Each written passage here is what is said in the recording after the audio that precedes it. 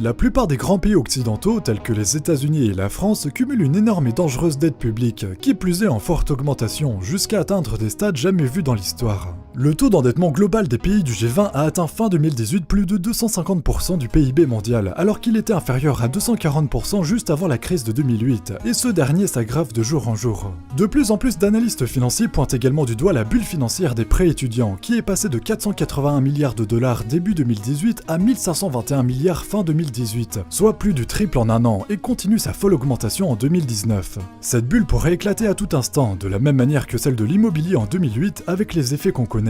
En parlant de la crise des subprimes, un bon nombre d'économistes expliquent que les mesures mises en place après 2008 ont été bien trop insuffisantes et qu'on se dirige de nouveau vers une nouvelle crise qui pourrait avoir des effets désastreux, dans le sens où ces derniers seraient 10 fois plus graves qu'il y a 11 ans. Et ces alarmistes ne sont pas n'importe qui. Il s'agit entre autres du département du Trésor américain ou encore du Fonds monétaire international, dont l'actuelle directrice Christine Lagarde, qui fut également ministre de l'économie de 2007 à 2011. On joue avec le feu, 2008 n'a servi à rien, c'est Stiglitz, le prix Nobel, qui dit qu'on s'est contenté de déplacer les fauteuils sur le pont du Titanic. Mais le Titanic continue et le FMI nous dit... Et on accélère. Le FMI nous dit l'économie mondiale est comme le Titanic, elle accélère avant le choc. C'est tous les mois que le FMI ou la Banque mondiale nous disent « Attention, on va vers une crise ». Le dernier rapport du FMI, c'était « La prochaine crise peut avoir des conséquences 10 fois plus graves ». La phrase qui était reprise dans le journal Les Échos, c'est le FMI, d'après le FMI, la prochaine crise pourrait avoir des conséquences 10 fois plus graves que 2008. On accepte un niveau de spéculation qu'on n'a jamais vu,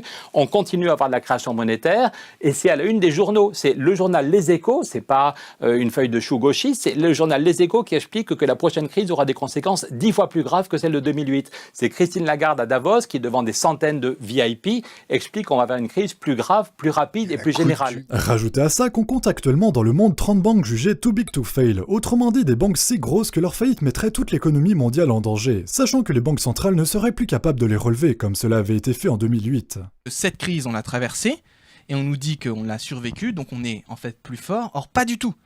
Les banques qui étaient trop grosses et qui du coup étaient fragiles à un effet domino d'une banque qui tombe et entraîne toutes les autres, bah aujourd'hui les banques sont encore plus grosses. Et on voit que les phénomènes qu'on voyait avant la crise, à savoir le fait qu'on joue extrêmement vite aux transactions et on vend et on rachète des paquets de produits qu'on ne sait pas ce qu'il y a dedans, bah c'est encore plus qu'avant la crise. Donc, selon toute certitude, on va vers une crise financière, et lorsqu'on voit la dépendance de notre économie à cette finance internationale, bah, c'est un des points de fragilité.